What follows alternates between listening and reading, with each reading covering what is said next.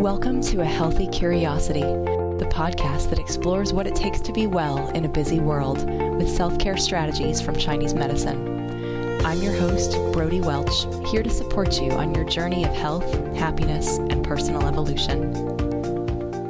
Before we get going on today's episode, I wanted to give a shout out to one of the people who have given me a 5-star review over in iTunes. This week it's Art Freeze Life, who writes, "A Healthy Curiosity is one of the better health support podcasts I've come across. An interesting range of topics, well presented, easy to understand, and useful. There's a good balance of practical information about body, mind, diet and nutrition, acupuncture and Chinese medicine, and other complementary health modalities with a lot of great self-care tips. Utilizing this podcast will be an excellent addition to my self-care regime." Thank you, Art Freeze Life. I really appreciate you. Your review and any others like it has what makes the difference, is what's going to really keep this podcast going, because it takes a lot of time and energy to record it, to produce it, to get it out there. And really, so many more people need to be empowering themselves in this way. So thank you for helping me do my work in the world. And thank you for helping other people to find the show who could really use this information. I'm going to be highlighting reviews like this in the future. So for your chance to be featured on Healthy Curiosity, you can head over to iTunes and leave me a review. Now on to today's conversation. Welcome to today's show. I'm your host, Brody Welch, and today I'm going to be talking with Kirstin Nussgruber about one of the scariest diagnoses out there, something that can really shut us down or be a potential turning point in life, and that is cancer. In my Chinese medical practice, I have treated what I feel like is a disproportionate number of people with cancer for my little town of Corvallis, Oregon, and have seen how this particular diagnosis, whether it is early or late or even suspected, can really instill a lot of fear and paralysis in people. And it's one where, as people undergo the treatment process, a lot of times they stop being seen as people and they start being seen as like this organism with a disease, and it can be kind of dehumanizing. I also watched my father die of cancer of unknown origin, and how that process went down. It gave me pause to think about how we approach cancer in this country. This idea that it's the kind of thing that if you have it, then suddenly you have no agency over your health whatsoever, that it's just all about radiation and chemotherapy and surgery, and that basically you might not, that the person with cancer is often not empowered to do much on his or her own behalf. So I'm hoping that this conversation with Kirstin she is a cancer care mentor and certified holistic nutrition consultant who has been there. She has herself survived cancer twice and understands deeply the importance of an integrative approach to facilitate true healing. She offers individualized mentoring, and she can be hired for inspirational speaking engagements, and offers virtual programs such as Beyond Cancer program. She's a bestselling author, Confessions of a Cancer Conqueror, my 5-step process to transform your relationship with cancer, and does all sorts of writing out there. I am honored to have her here with us. Kirstin, welcome to the show. Well, thank you, Brody. The honor is all mine. Thank you for having me here and allowing me to share some of my insights with your audience. I'm hoping that you could share with us a little bit of your story. And were you a nutritional consultant who happened to get cancer, or were you someone who was inspired to do the work you're doing now with your own experience surviving? That's a good question, and a little bit of both. So basically, nutrition has always been my passion, and I had an opportunity in my late 30s to turn that into my new profession, go back to school. Well, we were living in Munich in Germany at the time on an assignment, and I found myself with some free time thinking, what can I do? How about shifting my gears completely? And it was during that time that my mother was diagnosed for the second time with breast cancer. And basically 3 months later, I was diagnosed with my first breast cancer, all the while I was going through school. And so what I could do is combine both. I kind of instantly knew that that's exactly going to be my niche, why I was going to now turn the nutrition hobby into my passion, my work. And at the same time apply it to me and be my own guinea pig, and also understand what goes on inside of you when you are battling this disease, and whether it is a fight. And through that, how I transformed my own relationship with cancer, and with my family members who've, my mother had cancer, my aunt had cancer, she passed away from that. And then kind of package that all up and really come from a place of compassion and empathy, because it's not that easy when you are the patient, even when you are already holistically minded, which I was. And that is also how I approached my cancer care. I looked at all the various options that I had, made my decisions and went for it, but did take a lot of proactive action in the process. So I did go the conventional route, but I combined it right from the start with a more holistic approach, kind of in parallel. I, at the time, chose a cancer center that was more traditionally minded for the sake of coping better, because I had young children. I couldn't go away for any length of time.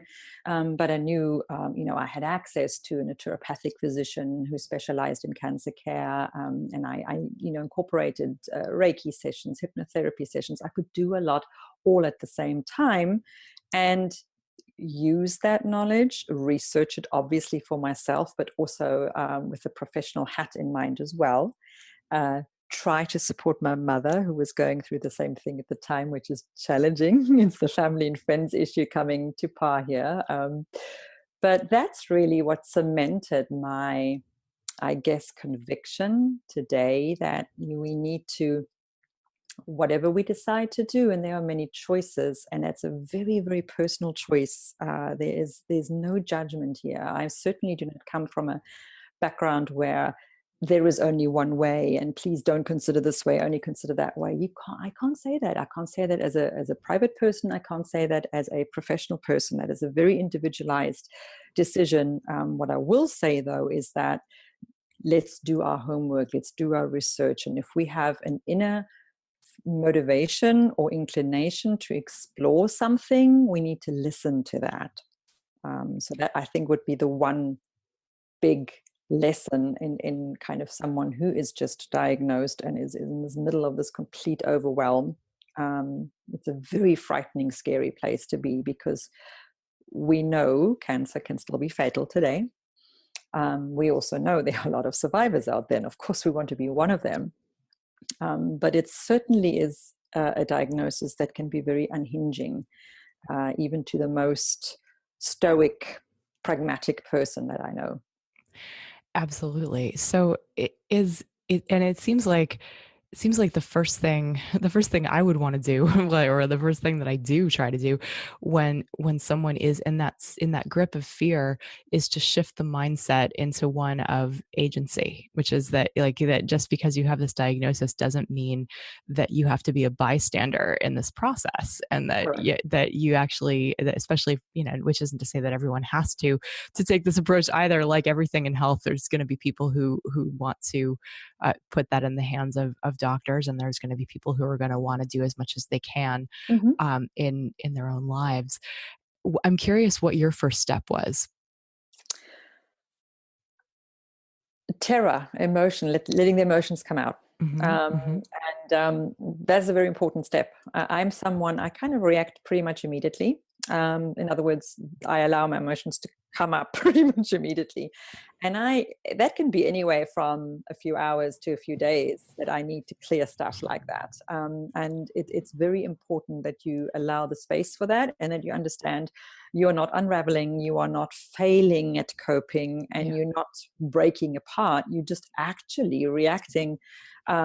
It's health enhancing in a way, because when you emerge from that emotional release, you have clarity like never before, because you've allowed that horror to kind of pass through you. Oh, I love the way you put that, because it really, emotions are one of three causes of disease that Chinese medicine identifies. And Yes. it, when like they're that central. And so that by denying them or keeping them around with a story, that is a way that we block them, their natural flow. And the Hmm. fact that if you allow yourself to feel whatever it is that you're feeling, including terror, without any judgment that you're falling apart, that you can, that energy can move through you, and then you're in a different space. No, exactly. And let your family members and your close friends know that you're going to be okay, because they are going to be frightened not only by obviously your diagnosis, but by seeing you like that. And then immediately want to jump into, oh my gosh, she's falling apart. We need to help her. I just had a friend actually a year ago go through that, and her immediate friends group were all up in arms, and I said to them, just leave her be, she's fine. She Mm. just needs to process this, and it's hard to watch, but it's actually it's very empowering, and so it was. So again, warn your family members, so that they know what's going on, and in particular if you have children. Now, my daughter was in first grade and my son was in fifth grade the first time I was diagnosed. So they were still little.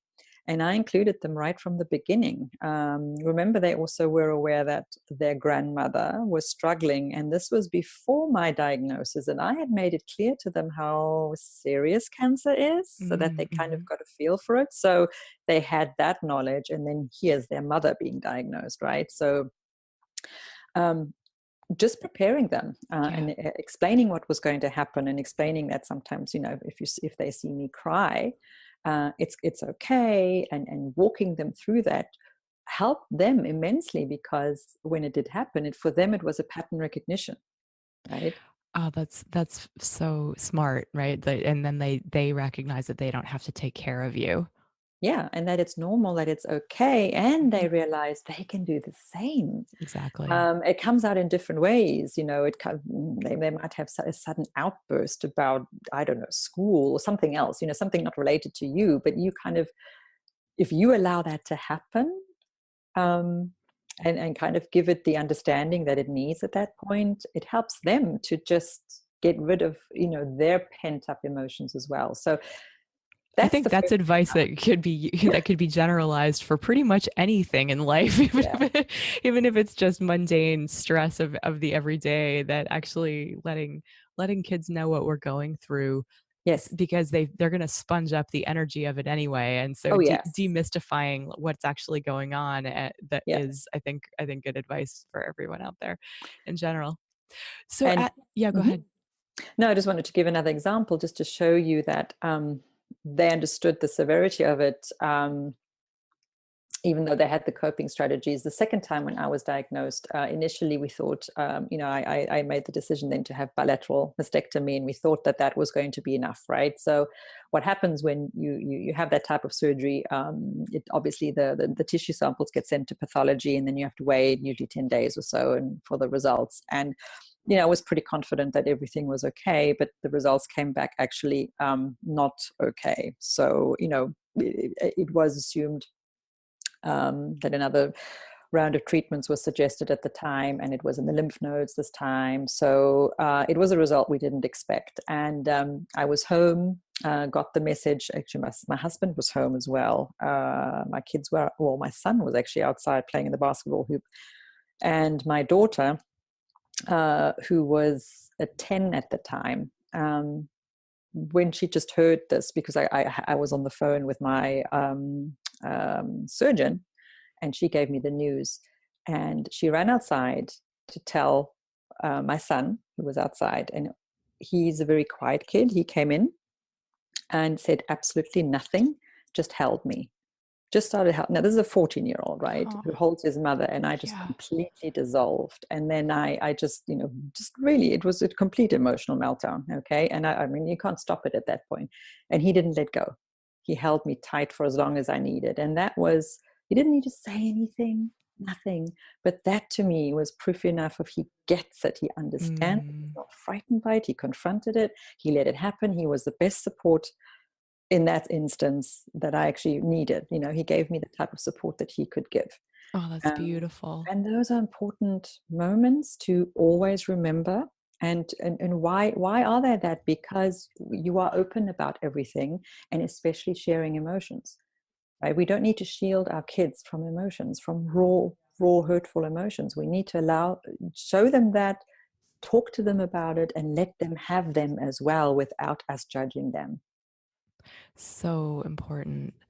And I can only imagine, I mean, that just as you're telling the story, I feel that moment with you of how shocking that must have been, of expecting that everything's fine and hearing that it isn't, and having it and letting the weight of that hit you. That must have just been awful.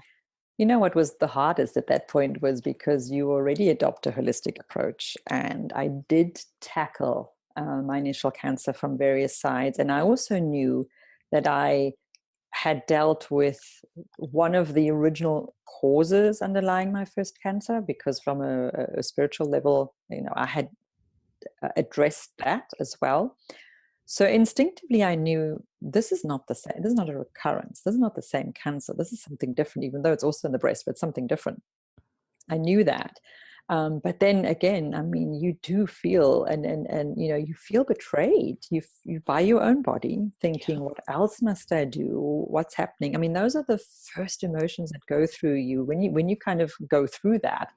Then you kind of realize, again, from a more spiritual point of view, well, the life lesson is not over. There are a couple of other really strong lessons you still need to learn, and kind of I obviously chose to learn, otherwise it wouldn't happen to me. And all I need to really do is surrender to that message and try and figure it out, and not be judgmental about what I may have or have not done, and just accept that, okay, this is now the new path forward, and I'll just continue it in exactly the same way I've done before, with a very, uh, you know, um, multilateral, holistic approach. Holistic meaning, obviously, we need to address the cancer tumors. We need to address the fact that it's in the lymph nodes. It could have traveled in the body. I mean, that's something that is real, and that's something that still kills people today. When you have cancer that has possibly spread, or has the inclination to spread, it's serious, right? From Yes. just a structural, physical aspect. Um, and then again, the emotional side, the underlying, what's lurking in the subconscious, what is still there that is feeding into this, okay? And how else can you approach it from a structural point of view? I mean, you sit there and you start thinking, did I not do enough of this? Or it comes up naturally, even though here you are, you're educated, this is your professional field. You know that these kinds of self-defeating thoughts, and blaming thoughts, right? You kind of blame yourself. Should I have done that? Should I have done this particular treatment modality that I refused the last time, right? Because I didn't do radiation. I refused radiation. I did chemotherapy, and I did the Herceptin therapy because of a particular marker that I had in my breast, HER2 positive. They offered a targeted strategy for that, and I did that as well. But I refused radiation. And I also didn't do the hormone therapy because I wasn't estrogen positive. And to me, that was just an overkill. So here I am, diagnosed again with a different type of breast cancer, thinking, should I have done that? Those thoughts are very natural and normal coming up. And you just need to work yourself through it and understand, there's always different options. And you never have a guarantee. There is never a completely right way other than what you decide is the best for you right now. And never look back, never judge yourself for it. You made the best decision at the time. You will take a more proactive approach. You're not just going to put yourself in the hands of the doctors and say, I know you're going to heal me, and I'm going to follow exactly what they tell me, even if they say don't take certain supplements. No, you don't fall into that category, right? You kind of understand that you need to do your homework properly, do your research properly, speak with other professionals in their field who help cancer patients, and then you make your decisions.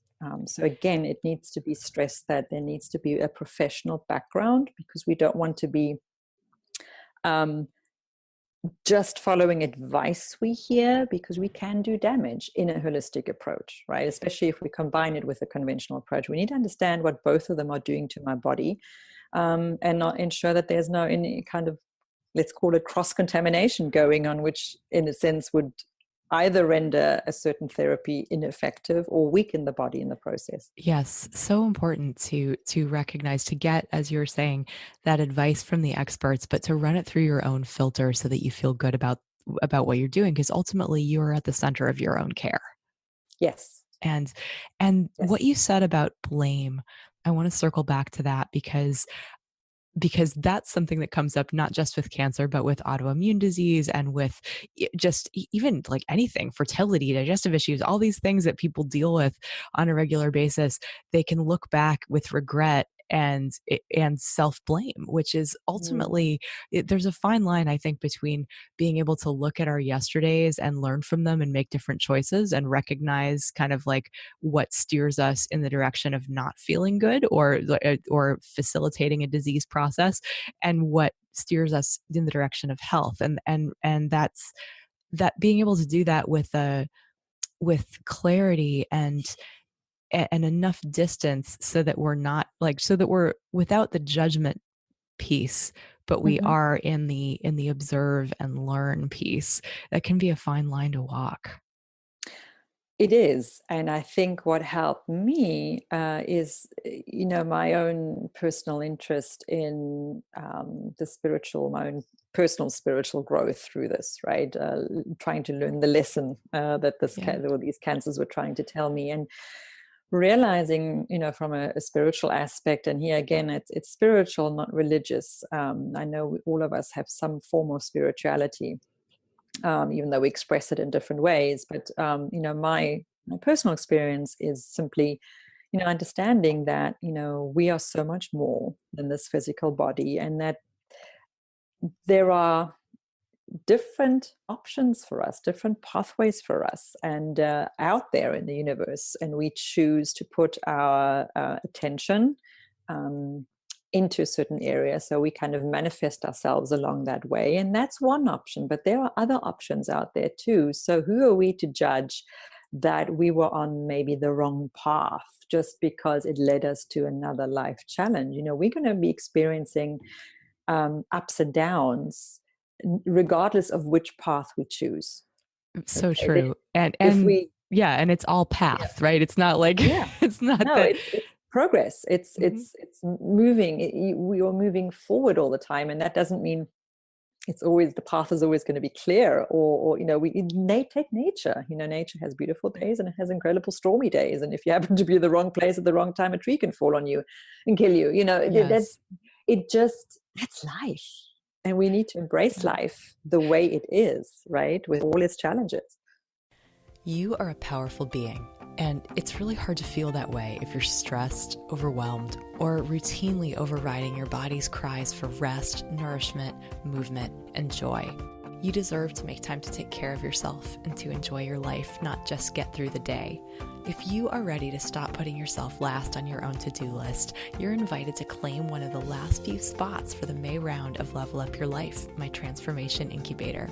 We focus on the basics of self-care, but the kind of evolution people experience goes so much deeper. They talk about having more confidence in expressing themselves, finding their voices. They feel stronger, lighter, happier, clearer, and way more stress resilient. Like Rachel, who shares, "I'm feeling more comfortable and present in my body, and I can feel the empowerment that comes with that, both physically and also in terms of strengthened boundaries. Thank you for this and for keeping me on this journey of learning, deepening, and growing." It's really an incredible community of conscious women who are serious about showing up differently in the world and living in alignment with the person they know themselves to be. So if you're ready to start living powerfully, I'd love to talk to you. Head to brodywelch.com/level-up and schedule your free call. We'll see if it's a good fit. Now back to the show. For people who do believe and understand themselves to be experiencing physical things that have a spiritual lesson for them, how how did you discover what that lesson was for you, and sort of, I guess, by extension, how could people do this for themselves in terms of getting the message that their illness, their pain, their cancer, their whatever has for them? I started reading books that dealt with the mind-body connection. What is the body trying to tell you? What are the disease states trying to tell you? What, for example, are cancers in various body parts trying to tell you? So educating myself on that level in terms of just what that means, and that the mind body connection is real, right? Reading into that, it's not, how should I say, it's not some esoteric theory. It's a health embracing modality. Okay, I guess it was Mhm.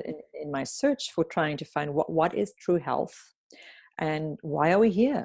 What's my purpose in life? Why am I here? I also have a very, very dear friend. We used to go to school together.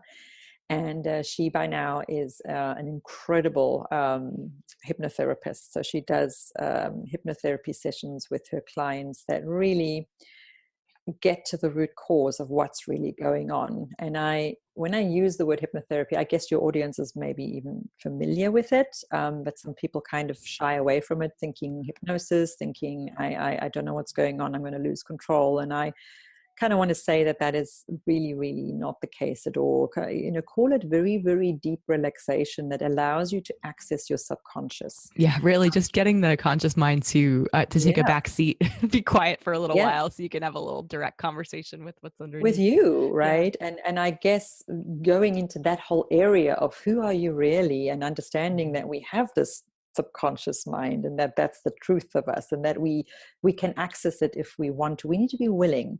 And of course, with the cancer diagnosis, I was willing. I had kind of dabbled with this area about 10 years, starting 10 years prior to my cancer diagnosis, when I was kind of beginning of 30s, in my 30s. And I kind of didn't get very far, and I just left it. Okay, now looking back, I understand I just wasn't ready. I wasn't ready to surrender. There was too much fear of maybe what might I find. And that often is what keeps people back, right? Because they're afraid of actually discovering themselves. But then when you get a diagnosis like cancer and you go, and then to me, it was very clear that my body was saying, you will now listen to me. I'm sending you a message that is shaking you up enough that you realize you can't hide anymore. And I accepted this. I accepted this message and said, I'm ready. I surrender. And that's when I contacted my friend and I said, can you help me? And she goes, oh my God, thank you. Thank you for calling me. Oh. She says, I knew I couldn't tell you that I want to help you. You had to come to me because then I know you're ready. And that's the key, because when you're ready and then you enter into this relationship with a practitioner, things happen for you, things shift for you. You kind of get the answers that you're looking for because you're not fighting it, you're not resisting it. You're not afraid of it either. Exactly. Well, and it seems like you had to you had to get afraid first. Your body had to pretty much Yep. threaten you before you were willing to listen to it. Oh And yeah. that's so, I mean, I feel like such a common thing in our culture where so many of us identify with our minds and the endless possibility and the endless boundless energy and potential that our minds have, and our bodies can't necessarily keep up with that. And so Mhm. there's a lot of times that disconnect is the root of, going in different directions. It's fundamentally not in unity, and can set you up for all kinds of physical issues and emotional issues as well. And that can still happen, Hmm. even if we are fully, like, Yeah. kind of, let's call it spiritually awakened, let's call it consciously aware of ourselves and our bodies, we can still discover that our physical bodies have limitations, and that's the next challenge that we need to deal with. You have on your website um, in a reference to the fact that you had to change what you previously considered healthy in response to your diagnosis. I'm wondering if you could share a little bit about how, what you thought was quote unquote healthy, and how that vision evolved. Hmm, sure. Why did I say that? Because, we are not overweight. We did not eat fast food. We did not follow what, is commonly referred to the standard American diet. We were already, food conscious then, but So you were again, doing all the quote unquote right things.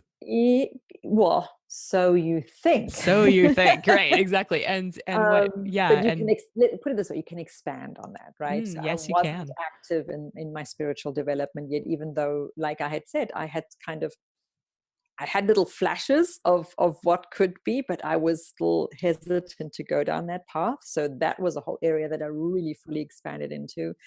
Then other basic things, like you think, when you could exercise a little bit more. Again, I wasn't overweight or anything, but I'm not like a natural athlete. So exercise for me is kind of always the bottom of the pile. And you realize, no, you actually need to do this on a more consistent. So certain things you just need to do on a more consistent basis. It sounds So like really looking at your shadow too, like the sort yeah. of what do I know that I'm not doing? Where And also to get it back to the nutrition side is to, well, understand, am I actually nourishing my body with my nutrition, even though I think I'm eating healthy? Well, what is actually going on inside of my body? Am I getting all the vitamins and micronutrients that I need? What else is going on? This is where the whole functional nutrition side comes in, when we yes. start to understand the biochemistry in our bodies. And, we could look healthy from the outside, but that might not necessarily mean that we our vitamin D levels are high, or we have enough glutathione for the liver to detox well. Those kinds of things need to be taken into consideration too. And I learned all of that because, remember, at the time I was in the middle of my nutrition education, so a whole new world opened up to me. Let's get into that a little bit deeper, because I know that a lot of times people are concerned about cancer because pretty much all of us know someone whose life has been touched by it, and it's the kind of thing that inspires people to do a cleanse or a dietary cleanup, or that just the and especially considering what a toxic world we live in, and how much, even if we're eating freshly prepared, home cooked, organic food from the farmer's market, that we're still absorbing environmental toxins from so many sources, and that really, that there's, as I've heard it put by functional medicine folks, it's basically nutrients versus toxins in the body. And so I'm curious as to what you might recommend for people what can people do to their diet if they were interested in helping facilitate detoxification and perhaps cancer prevention? So basically, I mean, on the one hand, you have what you put into your mouth, and you quite correctly referred to, fresh, clean food sources. You referred to the occasional cleanse, cleansing rituals. I mean, there's so many different things you can do there, and they all kind of make sense. But that's all what I refer to, what goes into the mouth. Then you have to have that other, take the magnifying glass onto your body and go, well, is this really doing what it needs to do? We need to have feedback from ourselves. Okay, so if we look at, in particular, cancer, and it doesn't matter what type of cancer it is, but there is a cellular metabolism going wrong in an area of your body that it should not happen. Your body should be able to regulate this by itself, but something was there that didn't allow that to happen. So that's where the kind of more functional approach comes in, where we either can work with like an integrative or functional, either MD or ND, naturopathic physician, or a practitioner or nutritionist. But basically, you're incorporating certain functional tests to give you some kind of feedback that you don't get from a traditional approach, not at that level. Okay, so I'm going to give you one example. Yeah, please do. That I like to use with my clients is a micronutrient test, which is a blood test, but it looks at whether or not you are absorbing a whole range, namely over 35 different vitamins, minerals, amino acids, antioxidants into your cells. If you take a traditional blood test, which has its place too, and they check for your vitamin D levels or check for magnesium levels, and you get you get those levels back, and they obviously give you valuable information, but it's from at a serum level, right? So this is in your blood serum. But some of these nutrients, in order to know if you're really benefiting from them, you need to look and see if you have absorbed them into your cells. And that's where like a micronutrient test done in this particular way can give you a little bit more information. It can delve a little bit deeper, okay, look at a deeper level, and give you direct feedback. The way I am eating, the supplements I might be taking, is it working? And whether or not you're absorbing those And supplements, then whether or not your body can make use of them. Keep an eye on that then, and you can get information. For example, we all know, especially if we're living in like we are here in the Northeast, we don't get enough sunshine for our bodies to really make vitamin D on their own. So we need to supplement with vitamin D and just keep an eye on our vitamin D levels, and obviously adjust that in the various seasons, but we need to keep an eye on it. But here you have someone who takes vitamin D regularly, keeps an eye on it, makes sure over summer you might not need as much, over winter you need more, and then realize, I'm not absorbing it. I'm deficient in vitamin D. But hey, I take, professional grade, high quality supplements. I mix them up. I do what I need to do. Why am I not absorbing? That's when that is a clue. That's when you kind of delve a little bit deeper and try and figure out, well, what is going on? Do I have a particular genetic mutation maybe that is, preventing my body from properly absorbing vitamin D? It just gives you more information on what you possibly need to focus on to create an optimal environment in which your body can function the way it should be. So important. So it sounds like that something that we could all do proactively is have that micronutrient test run, just to have that information, to look under the hood, see what's going on. Well, especially with the nutrition background that I carry, we invest in good food, good quality food. We invest in good quality supplements. We kind of want to know, well, is it working for us? Yeah. And from a Chinese medicine standpoint, we look at food and its function. Like, we definitely think that that what's right for the body changes depending on who you are, how strong your digestive system is, what season of the year it is, as well as with cancer care, whether the idea is to promote remission, which is kind of keep it quiet, like get it under control, put it in prison, but keep it in the body, versus let's see if the body can eradicate this entirely, which is a very totally 180-degree different approach. And the foods that we're going to use to promote remission are completely different than the foods and herbs that we might use to support the full eradication. And so it's like, again, that there's quote unquote healthy, but then there's looking deeper through lots of different perspectives. Isn't it amazing that we have those choices, and that, again, we have choices. We just need to understand that we need to sidestep that fear track that is instilled in us. Bless them. I highly respect the conventional medicine world, because they have, gone through hoops and bounds to get to where they are.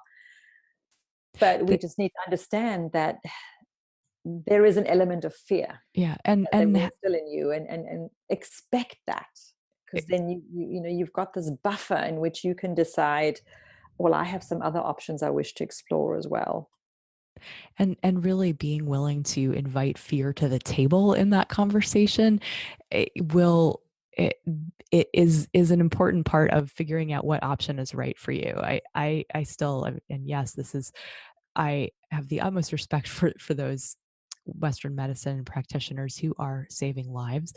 And at the same time, it can be, without that desire to not instill fear in the patient, sometimes prevents an honest conversation about outcomes. Like it was for my father, for example, someone who'd been smoking 2 packs of Camels a day since he was a teenager, someone who was getting, as a functional alcoholic, and just drinking incredible amounts of alcohol, not eating well. Cancer of unknown origin is not likely to be cured by radiation and chemotherapy. And it's the kind of thing where, like, if I imagine that the last 6 months of his life would have been very different if there was less fear involved on all parts, and where a doctor could have a frank conversation with him saying that, that this is, we need to go after the source in order to really eradicate this. And Mm. since we Yep. don't know where it's coming from, how about you just go play golf and live your life instead of, hauling yourself to Yep. the hospital each and every day for, and just like watching him go through that and hearing, not that I was up close and personal for most of it, but hearing what my mother was doing to support him in that process, it was just heartbreaking to me. And Mm. it seems like so such unnecessary suffering and such unnecessary torture, really, that could have been spared if it wasn't for just our cultural fear of death, our cultural fear of just being frank and honest about the situation as it stands. That, and you know what I've learned as well, Brody, through my own experience, through family members who've been through that, through people close to me, as well as my clients. We are all so different, and we change. So even if we are Mm. very level-headed, we can have a conversation today, and then maybe a year from now, we would have a very different conversation. And we would maybe be a lot more open to receiving certain information than we were a year ago. And if we put ourselves in the shoes of the doctors, of the oncologists, of the practitioners that we are, it's kind of challenging to tune into that, because we are, to one degree, we have to have standardized information that we share, standardized options. Okay. And on the other hand, everyone wants to be treated personally. Everyone wants to be met at the level that they are at.